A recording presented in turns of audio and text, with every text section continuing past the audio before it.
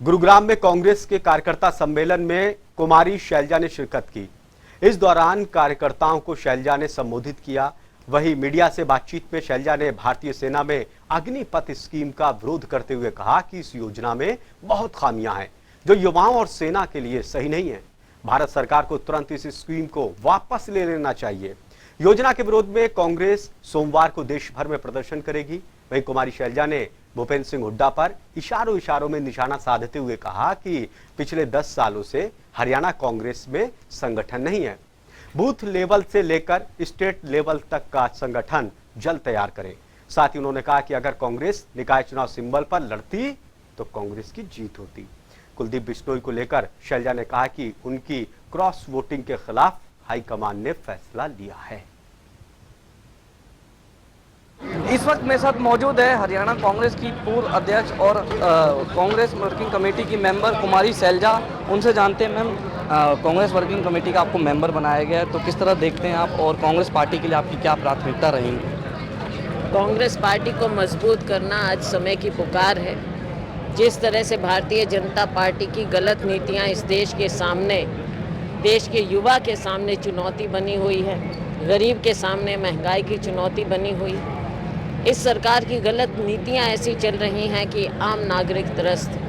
हम सभी को कांग्रेस पार्टी में आस्था रखते हुए, अपने नेतृत्व में सोनिया जी, राहुल जी के नेतृत्व में आस्था रखते हुए मजबूत करना है, ज़मीन पर मजबूत करना है। और मुझे जो मौका दिया है कांग्रेस पार्टी की सिपाही होने के नाते, जब भी जो भी मुझे जिम्मेवारी मिली है, मेरा प्रयास रहा है कि हम कांग्रेस पार्टी को मजबूत करें और आम लोगों की आवाज़ को उठाएं। राज्यसभा चुनाव में जो कांग्रेस का उम्मीदवार थे अजय माकन, वो जो है राज्यसभा नहीं जा पाए, तो क्या मानते हैं आप जो ये हार का कारण है, किसको क्या कहते हैं? देखो, ये बहुत ही निराशाजनक बात हुई है।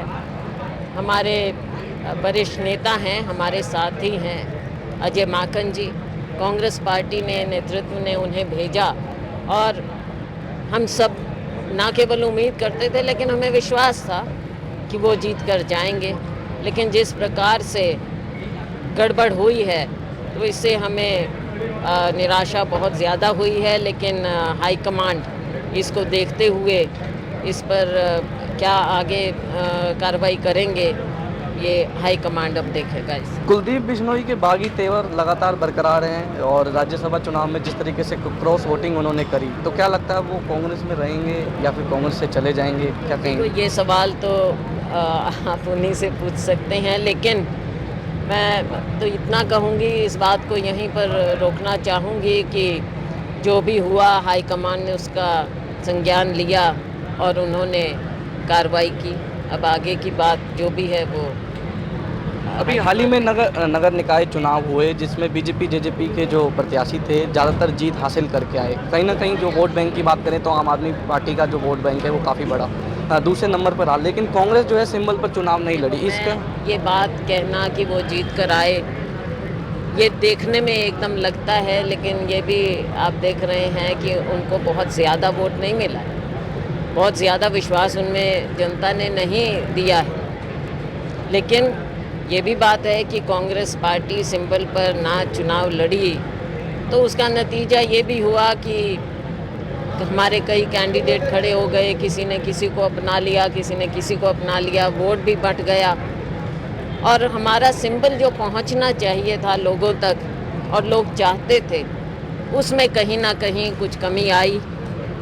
अगर शायद हम सिंबल पर लड़ते तो कांग्रेस ज़मीन पर भी मजबूत होती और लोगों के घरों तक कांग्रेस पार्टी पहुंच पाती। एक लास्ट है अपना, जिस तरीके से संगठन अब तक तैयार नहीं हुआ है, तो कब तक संगठन तैयार हो जाएगा कांग्रेस का? अब उम्मीद है कि जल्दी होगा, क्योंकि हमारे पार्टी के चुनाव भी चल रहे हैं और उसमें संगठन बनाना भी एक उसका हिस्सा है।